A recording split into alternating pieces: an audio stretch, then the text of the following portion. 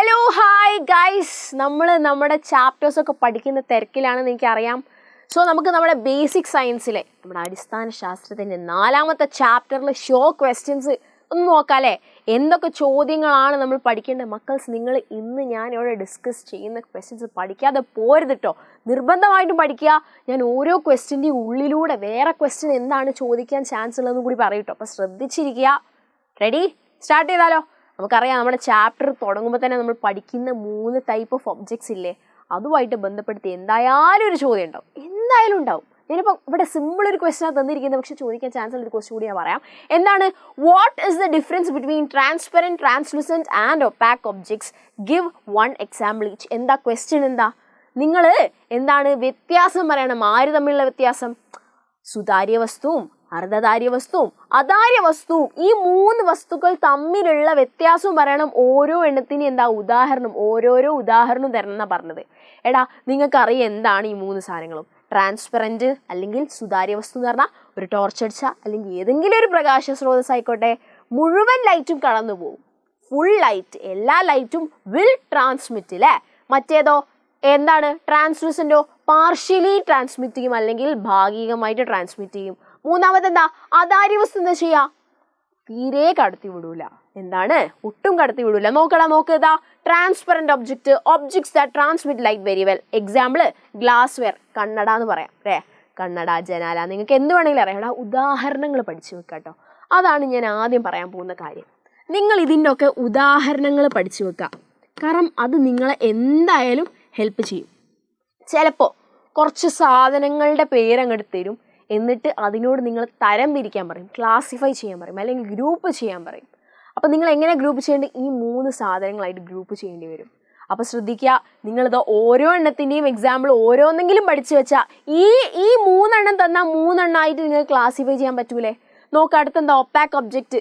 Translucent ഞാൻ പറഞ്ഞു. Translucent objects which transmit light partially. Example എന്താ? സ്ക്രാച്ച്ഡ് ഗ്ലാസ്, ഉരതിയ എന്താണ് ഗ്ലാസ്, അത് മുഴുവൻ ലൈറ്റും കടത്തി വിടില്ല, എന്നാൽ കുറച്ച് ലൈറ്റ് കടത്തി വിടും. മൂന്നാമത് എന്താ? Opaque objects which do not transmit light, അല്ലെങ്കിൽ പ്രകാശം കടത്തി വിടാത്ത വസ്തുക്കൾ. ഉദാഹരണം എന്താ? മരക്കഷ്ണം അല്ലെങ്കിൽ വുഡൻ ബ്ലോക്ക്. അപ്പോൾ നിങ്ങളോട് ചോദ്യം ചോദിച്ചു, ഗ്ലാസ് വെയർ അല്ലെങ്കിൽ വിൻഡോ ഗ്ലാസ്, പിന്നെന്താ ബട്ടർ പേപ്പർ, പിന്നെന്താ നിങ്ങളോട് ഒരു കട്ടിയുള്ള തുണിക്കഷ്ണം എന്നും പറഞ്ഞു. അങ്ങനെ 3 സാധനങ്ങൾ തന്നിട്ട് നിങ്ങളോട് തരം തിരിക്കാൻ പറഞ്ഞു. അപ്പോൾ നിങ്ങൾ എന്താ ചെയ്യേണ്ടത്? നിങ്ങൾ ഓരോ സാധനം എടുക്കുക, ഏതൊക്കെയാണ് സുതാര്യം, അധാര്യം, അർദ്ധധാര്യം എന്നാക്കുക. എന്നിട്ട് അതിനെ വേർതിരിച്ച് ഒരു ടേബിളൊക്കെ വരച്ചാൽ വളരെ നന്നായിരിക്കും. റെഡി? അങ്ങനെ വേണം നിങ്ങൾ ക്വസ്റ്റ്യൻ അപ്രോച്ച് ചെയ്യാൻ. അപ്പം ഞാൻ ഈ ക്വസ്റ്റ്യൻ ഇവിടെ പറഞ്ഞതിൻ്റെ കാര്യം എന്താ? ഇതിൻ്റെ ഉള്ളിലൂടെ വേറെ ചോദ്യങ്ങൾ നിങ്ങൾക്ക് വരാം. എങ്ങനെ ഒരു സുതാര്യ വസ്തുവിനെ അധാര്യ വസ്തു ആക്കാമെന്ന് ചോദിക്കാം. എങ്ങനെ മാറ്റടാ? എങ്ങനെ മാറ്റാം? ഇപ്പം ഇത് അവിടെ പറഞ്ഞില്ലേ, സ്ക്രാച്ച്ഡ് ഗ്ലാസ്. സാധാ ഒരു ഗ്ലാസ് എന്താ? സുതാര്യ വസ്തുവാ അല്ലെങ്കിൽ ട്രാൻസ്പെറൻറ്റാ. അപ്പോൾ അതിനെന്താ? ഒരതിയാൽ മതി അല്ലെങ്കിൽ സ്ക്രാച്ച് ചെയ്താൽ മതി. എന്തായി മാറും? അത് ട്രാൻസ്ലൂസൻ്റായി മാറും. നല്ലോണം എഴുതി കുറേ കരിയും കൂടി വാരി പൂശി ചെയ്താൽ എന്താവും? അത് ഒപ്പാക്കാവും അല്ലെങ്കിൽ അധാര്യ വസ്തുവും. ഓർത്ത് വെക്കാം. റെഡി? ഓക്കെ. അപ്പോൾ അടുത്ത ക്വസ്റ്റ്യൻ നോക്കാം. എന്താണ്? State the laws of reflection. What are the 2 types of reflection? എടാ, ഞാൻ പറഞ്ഞിട്ടുണ്ട്, ഒരു 1000 വട്ടം പറഞ്ഞിട്ടുണ്ടാവും. നിങ്ങൾ 1000 വട്ടം കേട്ടിട്ടുണ്ടോ എന്ന് എനിക്കറിയില്ല. ലോസ് ഓഫ് റിഫ്ലക്ഷൻ അല്ലെങ്കിൽ എന്താണ്? പ്രതിപതന നിയമങ്ങൾ നിർബന്ധമായിട്ട് പഠിച്ചു വെക്കുക. 2 എണ്ണമാണ് നിങ്ങൾക്കുള്ളത് പഠിക്കാൻ അല്ലേ. 2 പ്രതിപതന നിയമങ്ങൾ എന്തൊക്കെയായിരുന്നു എടാ? എന്തൊക്കെയായിരുന്നു? The angle of incidence and the angle of reflection R equal. ഒരു മിറർ ഉണ്ട്, പറ്റില്ല. ഒരു മിറർ ഉണ്ട്, ആ മിററിലേക്ക് നമ്മൾ ടോർച്ച് വെച്ചോ അല്ലെങ്കിൽ എങ്ങനെയെങ്കിലും ലൈറ്റ് വന്ന് അടിച്ചോ, ലൈറ്റ് അടിച്ച് അത് വന്ന് ആ വരുന്ന ലൈറ്റിൻ്റെ പേരാണ് ഇൻസിഡൻ്റ് റേ. യെസ്, അത് എന്നിട്ട് തിരിച്ചു പോവല്ല, ആ തിരിച്ചു പോകുന്ന റേൻ്റെ പേരാണ് റിഫ്ലക്റ്റഡ് റേ. വരുന്ന ലൈറ്റിൻ്റെ പേരെന്താ? ഇൻസിഡൻ്റ് റേ അല്ലെങ്കിൽ പതനക്കോൺ. പോകുന്നതിനെന്താ? റിഫ്ലക്റ്റഡ് റേ അല്ലെങ്കിൽ പ്രതിപതനക്കോൺ. ഇതാ ഈ ലംബമായിട്ട് ഉണ്ടാക്കുന്ന ആംഗിൾ, ഇവിടെ ഒരു ആംഗിൾ ഉണ്ടാക്കും ഐ, അല്ലെങ്കിൽ എന്താ ഈ വരുന്ന ആംഗിൾ ഉണ്ടാക്കുന്ന ആംഗിൾ ആയതുകൊണ്ട് അതിൻ്റെ പേരെന്തായിരിക്കും? പതനക്കോൺ. ഇതിൻ്റെ പേരെന്തായിരിക്കും? പ്രതിപതനക്കോൺ അല്ലെങ്കിൽ ആംഗിൾ ഓഫ് റിഫ്ലക്ഷൻ. ഇത്രയും കാര്യങ്ങൾ നിങ്ങൾ മനസ്സിൽ വെച്ചിട്ട് ആലോചിക്കുക. എന്താണ്? ആംഗിൾ ഓഫ് ഇൻസിഡൻസും ആംഗിൾ ഓഫ് റിഫ്ലക്ഷൻ ഈക്വൽ ആയിരിക്കും. ഒന്നുമില്ല, I = R. ഇതിൻ്റെ ആംഗിളും ഇതിൻ്റെ ആംഗിളും ഈക്വൽ ആയിരിക്കും. ഇതും നിങ്ങൾക്ക് വേറെ രീതിയിലായിരിക്കും ചോദ്യം വരിക. ചോദ്യം വരുന്ന രീതി ഞാൻ പറഞ്ഞിട്ടുണ്ടല്ലേ. എങ്ങനെയായിരിക്കും? നിങ്ങളോട് ചിലപ്പോൾ ഒരു ഇമേജ് ഇങ്ങനെ തരും, എങ്ങനെ? ഒരു റിഫ്ലക്റ്റഡ് റേ, ഒരു റിഫ്ലക്ഷൻ്റെ ഇമേജ് ഇങ്ങനെ കാണിക്കും കേട്ടോ. എന്നിട്ട് പറയും ഇതിൻ്റെ ആംഗിൾ എന്താ 30 ഡിഗ്രിയാണ്, ഇതിൻ്റെ ആംഗിൾ എത്രയാണ് 45 ഡിഗ്രിയാണ്. ഈ തന്നിരിക്കുന്ന ചിത്രത്തിൽ എന്തെങ്കിലും അപാകത ഉണ്ടെങ്കിൽ അത് എന്താ തിരുത്തിയിട്ട് വരക്കുക എന്ന് പറയും. അപ്പം നിങ്ങൾ എന്താ ചെയ്യേണ്ടത്? ഇതിൽ അപാകത ഉണ്ടോ ആദ്യം നോക്കുക. ഉണ്ട്. കാരണം എന്താ, നമ്മുടെ ലോസ് ഓഫ് റിഫ്ലക്ഷൻ, ശരിയായിട്ടുള്ള റിഫ്ലക്ഷനെ നടക്കുള്ളൂ ലോകത്ത് എല്ലായിടത്തും അല്ലേ. അപ്പോൾ അതിനെ തെറ്റിക്കുന്ന രീതിയിലാണ് ഈ പിക്ചർ. അതിനെങ്ങനെയാണ് തെറ്റിക്കുന്നത്? നമ്മുടെ ലോസ് ഓഫ് റിഫ്ലക്ഷൻ അല്ലെങ്കിൽ പ്രതിപതന നിയമത്തിനനുസരിച്ച് ഈ 2 ആംഗിളുകൾ ഈക്വൽ ആവണം. ആ വരല്ലേ നടുവത്തെ ലംബവും എന്താണ് പതന രശ്മിയും തമ്മിലുള്ള കോണളവ്, പതന കോണും ലംബവും എന്താണ് ഈ സാധനത്തിന്റെ പേരെന്തിനി? റിഫ്ലക്റ്റഡ് റേ അല്ലെങ്കിൽ പ്രതിപതന രശ്മിയും തമ്മിലുള്ള കോണളവിന്റെ പേരെന്താ? പ്രതിപതന കോൺ അല്ലെങ്കിൽ ആംഗിൾ ഓഫ് റിഫ്ലക്ഷൻ. ഈ രണ്ടും ഈക്വൽ ആവണം. അപ്പം നിങ്ങൾ അത് ശരിയാക്കി വരക്കൽ എങ്ങനെയാടാ? ശരിയാക്കി വരക്കൽ എങ്ങനെയാ? നിങ്ങൾ എല്ലാം അയച്ചിട്ട് നിങ്ങളെ ബുക്കിലേക്ക് എടുത്ത് എഴുതിയിട്ട് 2:30 ആക്കുക അല്ലെങ്കിൽ 2:45 ആക്കുക, നിങ്ങളുടെ ഇഷ്ടം. രണ്ടായാലും ഈക്വൽ ആയാൽ മതി, തുല്യമായാൽ മതി. അപ്പോൾ ഫസ്റ്റ് ലോ, രണ്ടാമത്തെ ലോ എന്താ? ഈ 3 റേകളും ഏതൊക്കെ? ഇൻസിഡന്റ് റേ ഇയാള്, റിഫ്ലക്റ്റഡ് റേ ഇയാള്. പക്ഷെ ഞാൻ ഇങ്ങനെ വരച്ചപ്പോതാ, ഇതാണ് ഇൻസിഡന്റ് റേ കേട്ടോ, ഇതാണ് ഇൻസിഡന്റ് റേ, ഇതാണ് റിഫ്ലക്റ്റഡ് റേ. ആ രണ്ടെണ്ണം പ്ലസ് ആരാ? Normal at the point of incidence. ഈ സാധനം, ഈ 3 വരകൾ lies on the same plane. നിങ്ങൾ സിമ്പിൾ ഭാഷയിൽ എഴുതിയാൽ മതി. എന്ത്?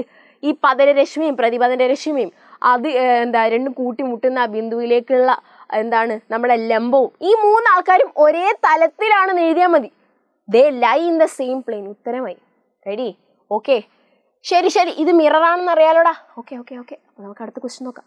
വെയിറ്റ്, അടുത്ത ക്വസ്റ്റ്യൻ നോക്കുന്നതിന് മുന്നേ ആ ക്വസ്റ്റ്യൻ തന്നെ രണ്ടാമത്തെ ക്വസ്റ്റ്യൻ ഉണ്ടല്ലേ? എന്തായിരുന്നു അത്? What are the 2 types of reflection? റിഫ്ലക്ഷൻ്റെ കാര്യമൊക്കെ അറിയാം, പക്ഷെ 2 ടൈപ്പ് ഓഫ് റിഫ്ലക്ഷൻ ഉണ്ട് അല്ലേ? എന്തൊക്കെയാണ് അത്? നമുക്ക് ഈ പേജ് വിടാം. ഏതാണ്? റെഗുലർ റിഫ്ലക്ഷനും ഇറഗുലർ റിഫ്ലക്ഷനും അല്ലെങ്കിൽ ക്രമപ്രതിപതനവും ഏതാണ്? വിപരീത പ്രതിപതനവും. ഇവിടെയും നിങ്ങൾ ശ്രദ്ധിക്കേണ്ട കാര്യം എന്താണെന്ന് വെച്ചാൽ ഇവിടുന്ന് ഡയറക്റ്റ് അങ്ങനെ ഇട്ട് തരൂല ചിലപ്പോൾ ക്വസ്റ്റ്യൻ. നിങ്ങൾ ഇങ്ങനെ ഉണ്ടാവുക ചോദ്യം. എങ്ങനെ ഞാൻ ഒരു മിനുസമുള്ള പ്രതലത്തിലേക്ക് ടോർച്ച് അടിച്ചാൽ അവിടെ എന്തായിരിക്കും നടക്കുക എന്നാണ് ചോദിക്കുക. മിനുസമുള്ള പ്രതലം അല്ലെങ്കിൽ എന്താണ്? Smooth surface. ആലോചിച്ച് വെക്കുക. സ്മൂത്ത് സർഫസ് ആണോ അവിടെ എന്താ നടക്കുക? റെഗുലർ റിഫ്ലക്ഷൻ ആയിരിക്കും നടക്കുക, അല്ലെങ്കിൽ ക്രമപ്രതിപതനം. എല്ലാം വൃത്തിക്കല്ലേ? അപ്പോൾ സ്മൂത്ത് സർഫസ് എന്നുള്ളൊരു വാക്ക് നിങ്ങൾ കേട്ടോ, അവിടെ എന്തായിരിക്കും നടക്കുക? അവിടെ എന്തായിരിക്കും നടക്കുക? റെഗുലർ റിഫ്ലക്ഷൻ ആയിരിക്കും നടക്കുക. വേറൊരു ചോദ്യം. നല്ല തിളങ്ങുന്ന ആഭരണങ്ങൾ ഉണ്ടാക്കി അവിടേക്ക് അങ്ങനെ ആ ഒരു ഭാഗത്ത് എന്ത് തരത്തിലുള്ള റിഫ്ലക്ഷൻ നടക്കുക? അപ്പോൾ നമ്മൾ ഏതും തിളങ്ങുന്ന ആഭരണം എന്ന് പറയുമ്പോൾ എന്ത് റിഫ്ലക്ഷനാ? എടാ, തിളങ്ങുന്ന ആ ഒരു പ്രതലം, തിളങ്ങുന്ന ഷൈനിനെസ് ഉള്ള ഒരു സർഫസ് ആണോ അതെന്തായിരിക്കും? സ്മൂത്ത് സർഫസ് ആയിരിക്കും. മിനുസമായിട്ടുള്ള സ്ഥലങ്ങളിൽ എന്താ തിളങ്ങുള്ളൂ. അപ്പോൾ ഈ തിളങ്ങുക അല്ലെങ്കിൽ ഷൈനിനെസ് ഇങ്ങനെ പറയുന്ന ആ ഒരു സാധനം കൂടിയാണെങ്കിൽ ഷൈനി എന്നുള്ള എന്തെങ്കിലും അല്ലെങ്കിൽ തിളങ്ങുന്നു എന്നുള്ള ആ ഒരു വാക്കൊക്കെ വരുന്നോ? നിങ്ങൾ എന്താ എഴുതുന്നത്? തിളങ്ങുന്ന വസ്തുക്കൾ എന്നൊക്കെ പറഞ്ഞാൽ അവിടെ എന്താ നടക്കുക? ആ ഭാഗത്ത് നടക്കുന്നതായിരിക്കും ക്രമപ്രതിപതനമായിരിക്കും. എന്തായിരിക്കും? റെഗുലർ റിഫ്ലക്ഷൻ ആയിരിക്കും. അപ്പോൾ അല്ലാത്ത എല്ലാ ആധാര്യ വസ്തുക്കളിലും അല്ലാത്ത എല്ലാ ഒപ്പാക്ക് ഒബ്ജക്റ്റുകളിലും എന്തായിരിക്കും നടക്കുക? ഈ സാധനം. കാരണം സ്കാറ്റർ ചെയ്ത് പോകുമ്പോഴാ എൻ്റെ മേത്തേക്കും ടോർച്ച് അടിക്കുമ്പോൾ ഞാൻ ആരാ? ഒപ്പാക്കാ. കാരണം എൻ്റെ മേത്തേക്ക് ടോർച്ച് അടിക്കുമ്പോൾ തിരിച്ച് പോകില്ല, ലൈറ്റ് ഉള്ളിൽ കൂടെ പോകില്ല. അപ്പോൾ ഈ ലൈറ്റ് എങ്ങോട്ടാണ് പോകുന്നത്? അത് തിരിച്ച് പോകുന്നുണ്ട്, പക്ഷെ അത് കാണുന്നില്ല. കാരണം കുത്തുന്ന രീതിയിൽ പോകുമ്പോൾ മാത്രമാണ് എല്ലാ റേയും ഒരേ സ്ഥലത്ത് പോകുന്നത് നമുക്ക് മനസ്സിലാവുക. ഒരേ സ്ഥലത്ത് പോകുമ്പോൾ കണ്ണാടികൾ അങ്ങനെ നടക്കുന്നത്. വരുന്ന എല്ലാ ലൈറ്റും ഒരേ സ്ഥലത്ത് തിരിച്ചു പോകും. അതിനെയാണ് നമ്മൾ എന്ത് പറയുന്നത്? വരുന്ന എല്ലാ ലൈറ്റും ഒരേ സ്ഥലത്ത് തിരിച്ചു പോകും. അതിനാണ് റെഗുലർ റിഫ്ലക്ഷൻ എന്ന് പറയുന്നത്. കണ്ണാടികളിൽ നടക്കുന്നത്. പിന്നെന്താ? Smooth surface. കണ്ണാടി സ്മൂത്ത് സർഫസ് അല്ലേ? അതുപോലെ തിളങ്ങുന്ന ആ ഒരു കാര്യം വരുന്നെന്താ? വരുന്ന എല്ലാ ലൈറ്റും ഒരേ സ്ഥലത്ത് പോകുന്നതാ, കുത്തുന്ന അപ്പിയറൻസ് വരുന്നത്. എന്നാൽ എൻ്റെ മേത്ത് ടോർച്ച് അടിക്കുമ്പോൾ തിരിച്ചു പോകുന്നത് കാണാത്തെന്താ? തിരിച്ചു പോകുന്ന ലൈറ്റുകളൊക്കെ വേറെ വേറെ സ്ഥലത്താണ് പോകുന്നത്. അപ്പോൾ എവിടെയാണ് പോകുന്നതെന്ന് മര്യാദ കാണൂല, സ്കാറ്റർ ചെയ്താ പോകുന്നത്. ഇത് തന്നെയാണ് ഒരു ബുക്കിലേക്ക് ലൈറ്റ് അടിച്ചാലും പിന്നെ ഏതാ ഒരു പേപ്പറിലേക്ക് ലൈറ്റ് അടിച്ചാലും ഒക്കെ തിരിച്ച് ലൈറ്റ് വരുന്നുണ്ട്, പ്രകാശം വരുന്നുണ്ട്, പക്ഷെ നല്ലോണം വരൂല. നിങ്ങൾ ടെക്സ്റ്റ് ഒരു ടേബിൾ ഉണ്ട്, അതൊന്ന് ചേർന്ന് നോക്കി വെച്ചാളാ കേട്ടോ. റെഡി? യെസ്. അപ്പോൾ അത്രയും ആലോചിച്ച് നോക്കുക. അപ്പോൾ 2 ടൈപ്പ് ഓഫ് റിഫ്ലക്ഷൻ മനസ്സിലായി. ആ ഭാഗത്ത് നിന്ന് വരാൻ ചാൻസ് ഉള്ള ചോദ്യം നിങ്ങൾക്ക് മനസ്സിലായി. റെഡി? അടുത്ത് നോക്കാം. അടുത്തെന്താ? Complete the flow chart given below observing the given figure. ഇതേടെ ഡയറക്റ്റ് ക്വസ്റ്റ്യൻ അങ്ങ് തന്ന്. എന്താ? സോഴ്സ് ഓഫ് ലൈറ്റ് ബൾബ് ഓണാക്കി നിങ്ങൾ സാധനം കാണുക, പുസ്തകം കാണുന്ന ലൈറ്റിൻ്റെ ഡയറക്ഷൻ വരെ ഇതിൽ എഴുതിയിട്ടുണ്ട്. ഈ ഫ്ലോ ചാർട്ട് അപ്പം നിങ്ങൾ എങ്ങനെ ഫില്ല് ചെയ്യേണ്ടത്? ബൾബ്, ലൈറ്റ് എങ്ങോട്ടാണ് പോകുന്നത്? ബുക്കിലേക്കല്ലേ, അല്ലെ ഒബ്ജക്റ്റിലേക്ക്? Object, yes. എന്നിട്ട് അവിടുന്ന് ലൈറ്റ് എങ്ങോട്ടേക്കാണ് പോകുന്നത്? കണ്ണിലേക്ക് അല്ലേ, അല്ലെങ്കിൽ ഐ. പക്ഷെ ചോദ്യം ഇങ്ങനെയല്ല വരിക സാധാരണ. നിങ്ങളോട് എങ്ങനെയാ വരിക? ഇതേപോലെ വേറൊരു ഫ്ലോ ചാർട്ട് ഞാൻ നിങ്ങളോട് പഠിക്കാൻ പറഞ്ഞിട്ടില്ലേ? എന്തായിരുന്നു അത്? നിങ്ങൾ എങ്ങനെയാണ് നിങ്ങളെ കാണുന്നത് എന്നുള്ള ആ ഒരു ഫ്ലോ ചാർട്ടില്ലേ? എങ്ങനെയാ? ലൈറ്റ് ഓൺ ആക്കിയ, അല്ലെ ബൾബ് ഓൺ ആക്കിയ, ആ ബൾബിൽ നിന്ന് വരുന്ന ലൈറ്റ് നിങ്ങളുടെ മുഖത്ത് വന്ന് തട്ടി, വന്ന് സ്ട്രൈക്ക് ചെയ്തിട്ട് റിഫ്ലക്റ്റ് ചെയ്ത് അല്ലെങ്കിൽ പ്രതിപതിച്ചിട്ട് കണ്ണാടിയിൽ പോയി വീണ്ടും റിഫ്ലക്ട് ചെയ്തിട്ട് കണ്ണിലേക്ക് വരിക, അല്ലേ അല്ലേ അല്ലേ? അങ്ങനെയല്ലേ? ശ്രദ്ധിച്ചോ. എന്നാ ദാ ഇപ്പതാ ഇത്, അല്ലെ സൂര്യനായിക്കോട്ടെ, സൂര്യനിൽ നിന്ന് വരുന്ന ലൈറ്റ് എന്താണ് എൻ്റെ കണ്ണിലേക്ക് വന്ന് അല്ലെങ്കിൽ എൻ്റെ മൂക്കിലേക്ക് വന്ന് പതിച്ചിട്ട് എന്താണ്, വരച്ച റെഡിയായില്ല, വന്ന് പതിച്ചിട്ട് പോയി റിഫ്ലക്ട് ചെയ്ത് എന്താ മിററിൽ, ഇതാണ് മിററിൽ പോയി തിരിച്ചു വരിക അല്ലേ? അപ്പോൾ ഇവിടെ റിഫ്ലക്ഷൻ നടന്ന് ഇവിടെ റിഫ്ലക്ഷൻ വന്ന് അങ്ങനെ കണ്ണിലേക്ക് തിരിച്ചു വരിക. നിങ്ങളെ കയ്യിലൊരു ടോർച്ച് ഉണ്ട്, നിങ്ങൾ ഇരുട്ടുള്ള റൂമിലാണ്, നിങ്ങളെ മുന്നിൽ കണ്ണാടി ഉണ്ട്. ഓക്കെ, നമുക്ക് പറയാം ചോദ്യം ഇങ്ങനെ ആയിരിക്കും ഉണ്ടാവുക. അഭിരാമി ഒരു ടോർച്ചുമായി കണ്ണാടിയുള്ള മുറിയിലേക്ക് കയറി. അവൾ എങ്ങനെ ടോർച്ച് എങ്ങോട്ടേക്ക് അടിച്ചാലാണ് അവളെ നന്നായി കാണാൻ പറ്റുക? അവൾ കണ്ണാടീൻ്റെ മുന്നിലുള്ളത്, ലൈറ്റൊന്നുമില്ല, പക്ഷെ അവളുടെ കയ്യിൽ എന്താ ടോർച്ച് ഉണ്ട്. അപ്പോൾ അവൾ എങ്ങോട്ടേക്ക് ടോർച്ച് അടിച്ചാലാണ് അവളെ നന്നായി കാണാം? അവിടെ തെറ്റ് പറ്റുന്ന എങ്ങനെ അറിയുണ്ടാവുക മിക്കവാറും ആൾക്കാർ? നിങ്ങൾക്ക് ക്വസ്റ്റ്യൻ മനസ്സിലായല്ലോ അല്ലേ? ഇരുട്ടുള്ള റൂം, അഭിരാമി ആയിക്കോട്ടെ, വൈഗ ആയിക്കോട്ടെ, ഷൻഹ ആയിക്കോട്ടെ, ആരും ആയിക്കോട്ടെ, സ്നിഗ്ധ ആയിക്കോട്ടെ, അല്ലെങ്കിൽ ആരും, സനലായിക്കോട്ടെ, നിങ്ങൾ ആരായാലും നിങ്ങളെ ചോദ്യത്തിൽ രാജുവിനെ ഉണ്ടാവുള്ളൂ. ചിലപ്പോൾ രാജു ഒരു മുറിയിലേക്ക് കയറി, ഇരുട്ടുള്ള റൂമിലേക്ക് കയറി, അവൻ കണ്ണാടീൻ്റെ മുന്നിലാണ് നിൽക്കുന്നത്, പക്ഷെ അവനെ കാണുന്നില്ല, കാരണം ലൈറ്റ് ഇല്ല, കയ്യിൽ ടോർച്ച് ഉണ്ട്. എങ്ങോട്ടേക്ക് ടോർച്ച് അടിച്ചാലാണ് നല്ല വൃത്തിക്ക് ആ രാജുവിന് സ്വന്തം മുഖം കാണാൻ പറ്റുക? എങ്ങോട്ടേക്കായിരിക്കും? നിങ്ങൾ മിക്കവാറും തെറ്റ് പറ്റില്ല. എവിടെ അറിയോ? ചില ആൾക്കാർ പറയും കണ്ണാടിയിലേക്ക് ടോർച്ച് അടിച്ചാൽ. എടാ, കണ്ണാടിയിലേക്ക് ടോർച്ച് അടിച്ചാൽ അങ്ങനെയല്ലല്ലോ നമ്മളെ ഫ്ലോ ചാർട്ട് പോകുന്നത്. നമുക്ക് ആദ്യം നമ്മളെ മേത്തേക്കാണ് ലൈറ്റ് വരുന്നുണ്ട് അല്ലേ? ആദ്യം നമ്മളെ മേലേക്ക് ലൈറ്റ് വന്നതിന് ശേഷമാണ് ഇത് കണ്ണാടിയിൽ പോയിട്ട് തിരിച്ചു വരണ്ടേ. ആദ്യം എങ്ങോട്ടേക്കാണ് ലൈറ്റ് പോകേണ്ടത്, അങ്ങോട്ടേക്കാണ് നിങ്ങൾ ടോർച്ച് അടിക്കേണ്ടത്. അപ്പം നിങ്ങളെ മുഖത്തേക്ക് ലൈറ്റ് അടിച്ചാലാണ് എങ്ങനെ നിങ്ങൾക്ക് നല്ല വൃത്തിക്ക് നിങ്ങൾക്ക് നിങ്ങളെ തന്നെ കാണാൻ പറ്റുക. അപ്പോൾ ആ ടോർച്ചിൽ നിന്ന് ലൈറ്റ് മുഖത്ത് വരുന്നു, മുഖത്ത് നിന്ന് എന്തായാലും റിഫ്ലക്ട് ചെയ്ത് കണ്ണാടി പോയിട്ട് തിരിച്ച് കണ്ണിലേക്ക് തന്നെ വരും. റെഡി? അപ്പോൾ എങ്ങോട്ടേക്കാ ലൈറ്റ് ടോർച്ച് അടിക്കണ്ടേ? മുഖത്തേക്ക്, അല്ലാതെ കണ്ണാടിയിലേക്കല്ല. അത് നിങ്ങൾ ശരിയാക്കൂലേ? ശരിയാക്കും, എനിക്കറിയാം. അപ്പോൾ അങ്ങനത്തെ ഒരു ചോദ്യം നിങ്ങൾക്ക് എക്സ്പെക്ട് ചെയ്യാം. റെഡി? ഓക്കെ, അടുത്ത നോക്കാം. Yes, what are the 3 characteristics of image formed on a plane mirror? സമതല ദർപ്പണത്തിലെ പ്രതിബിംബങ്ങളുടെ 3 പ്രത്യേകതകൾ. എടാ എത്ര വട്ടം പറഞ്ഞതാ അല്ലേ? എന്തൊക്കെയാണ് 3 പ്രത്യേകതകൾ? 3 പ്രത്യേകതകൾ ഏതൊക്കെയാ? ആദ്യത്തേത് എന്താണ്? ഒരു പ്രതിബിംബം അല്ലെങ്കിൽ ഒരു ഇമേജിന് എന്ത് നടന്നിട്ടുണ്ടാവും? പാർശ്വിക വിപര്യം അല്ലെങ്കിൽ ലാറ്ററൽ ഇൻവേർഷൻ നടന്നിട്ടുണ്ടാവും അല്ലേ? രണ്ടാമത്തെ എന്താ? ഞാൻ 1 മീറ്റർ ബാക്കോട്ട് പോയാൽ എൻ്റെ ഇമേജ് 1 മീറ്റർ ബാക്കോട്ട് പോകുമെന്ന് പറഞ്ഞിട്ട് ഞങ്ങൾ പഠിപ്പിച്ചേ. സംഗതി അവിടെ എന്താ ശരിക്കും നിങ്ങൾ ആലോചിച്ച് നോക്കേണ്ടത്? മിററിൽ നിന്ന്, ഇതൊരു വൃത്തിയില്ല. യെസ്, മിററിൽ നിന്ന് എന്താണ് ഒരു വസ്തു, എന്ത് വസ്തുവാ? ഇപ്പോൾ ഇവിടെ എന്താ വെക്കുക? ഒരു കോലുമുട്ടായി ഉണ്ടെന്ന് വെച്ചോ. ഈ കോലുമുട്ടായി മിററിൽ നിന്ന് എന്താണ് എക്സ് ഡിസ്റ്റൻസ് അകലെയാണെന്നുള്ളത്. ഇതാണ് മിറർ. ഈ കോലുമുട്ടായിനെ O എന്ന് ഞാൻ കാണിക്കുക, ഒബ്ജക്റ്റ് അല്ലെ വസ്തുവാ. ഈ വസ്തു മിററിൽ നിന്ന്, ദർപ്പണത്തിൽ നിന്ന് എക്സ് അകലെയാണ് നിൽക്കുന്നതെങ്കിൽ മിററിൻ്റെ ഉള്ളിലായതുകൊണ്ട് ഞാൻ ഡോട്ടഡ് ലൈൻ കാണിക്കുന്നുണ്ടോ?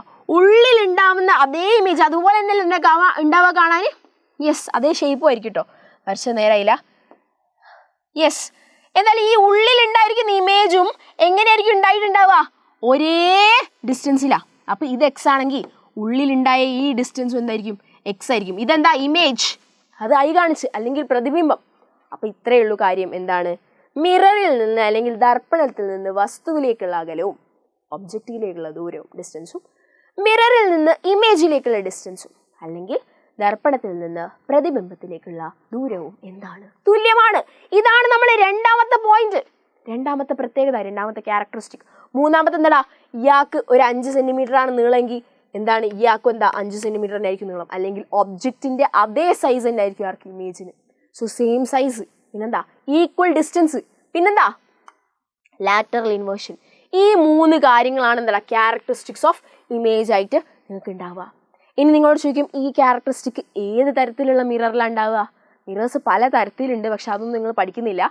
ഏത് തരത്തിലാണെന്ന് വെച്ചാൽ നിങ്ങൾക്ക് ഡയറക്റ്റ് എഴുതെന്താ സമതല ദർപ്പണം അല്ലെങ്കിൽ പ്ലെയിൻ മിറർ. നിങ്ങൾ സുഖമായിട്ട് എഴുതും, റെഡിയാക്കും അല്ലേ? ശരിയല്ലേ?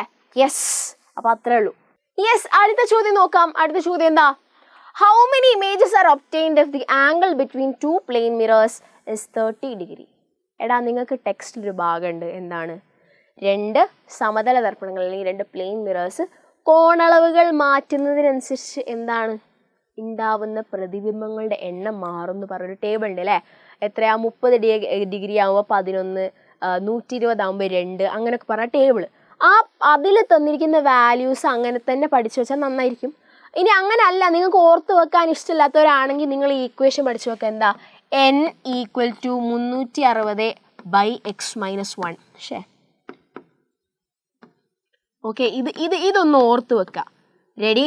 ഇതൊന്നുമില്ല, ഇത് ഏത് കോണളവ് തന്ന, ഇനി ടെക്സ്റ്റിൽ ആ ടേബിളിൽ തന്ന കോണളവുകളല്ല, അല്ലാതെയും കുറേ കോണളവുകൾ ഉണ്ട് അല്ലേ? 36, 45 അങ്ങനെയൊക്കെ.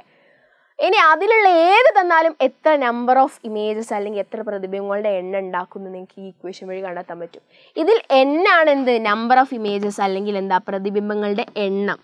ഓക്കെ, ആ എണ്ണം അല്ലെങ്കിൽ നമ്പർ ഓഫ് ഇമേജസ് എന്ന് പറഞ്ഞ ആ സാധനം ഈ n ആണ് കാണിക്കുന്നത്. ഓക്കെ, ആൻഡ് എക്സ് കോണളവാണ്. കോണളവ് അല്ലെങ്കിൽ കോണളവ് അല്ലെങ്കിൽ നമ്മുടെ ആംഗിള്. ഒന്നുമില്ല, 2 മിറർ ഞാൻ പറയല്ലോ, ഒരു പ്രത്യേക ആംഗിൾ. ഇപ്പം ഇതാണ് 2 മിറർ എങ്കിൽ, ഇതാണ് 2 മിറർ എങ്കിൽ നമ്മളൊരു ബുക്ക് പോലെ ഇങ്ങനെ വെച്ചിട്ടുണ്ടാവും. റെഡി? അപ്പം ഇതിൻ്റെ ഇടയിലുള്ള ഈ ആംഗിളാണ് എക്സ്. റെഡി അല്ലേ? അപ്പം അതിൻ്റെ ഇടയിൽ ഒരു ബോൾ വെച്ചാൽ അതിന് കുറേ വേറെ നമ്പർ ഓഫ് ഇമേജസ് ഉണ്ടാവും.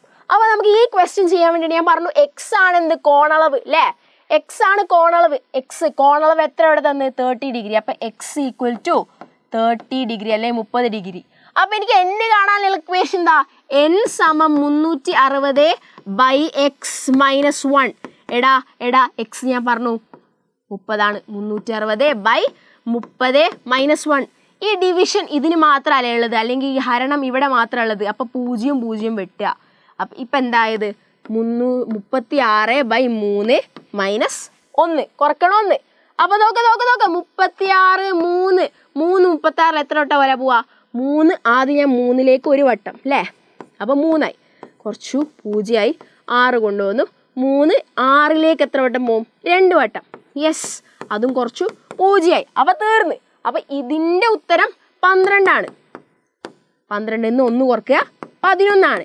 ഇനി നിങ്ങൾക്ക് ഇത് ചെയ്യാൻ നിങ്ങൾക്ക് തോന്നുന്നില്ലെങ്കിൽ നിങ്ങൾ ആ ടേബിൾ പഠിച്ചു വെച്ചോളാം. കാരണം ആ ടേബിളിൽ പറഞ്ഞിട്ടുണ്ട് കോണളവ് 30 ഡിഗ്രി ആകുമ്പോൾ പ്രതിബിംബങ്ങളുടെ എണ്ണം 11 ആയിരിക്കും.